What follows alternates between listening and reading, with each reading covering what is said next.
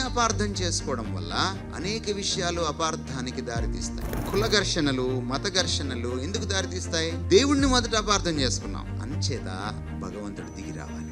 దిగి వస్తే తప్ప నాకు ఆయన అర్థం కాడు, ఆయన అర్థమైతే తప్ప నాకు నేను అర్థం కాను. మనమే మనకు అపరిచితులం అండి. తమరిని తమరు అర్థం చేసుకోవాలన్నా కూడా మీకు మొదట ఎవరు కావాలి? సృష్టికర్త జ్ఞానం కావాలి. పక్కన వాడిని అర్థం చేసుకోవాలన్నా కూడా మీకేం కావాలి? సృష్టికర్త జ్ఞానం కావాలి. ఈ సత్య జ్ఞానాన్ని నేను తపస్సు చేయడం వలన, గుడికో నమాజ్కో చర్చికో వెళ్ళడం వలన నాకు రాదు. దేవుణ్ణి నేను తెలుసుకోలేను. ఎందుకు తెలుసుకోలేము? అనంతుణ్ణి పరిమితుడు తనంతట తాను తెలుసుకో. దేవుడు ఎందుకు దిగి రావాలంటే దేవునికి మనిషికి మధ్య ఉన్న అనంతమైన అగాధాన్ని మనం దాటలేము, ఆయన మాత్రమే దాటుకొని రావాలి. అదే అవతారం. నాకు అప్పుడు తప్ప భగవద్ జ్ఞానము దొరకనే.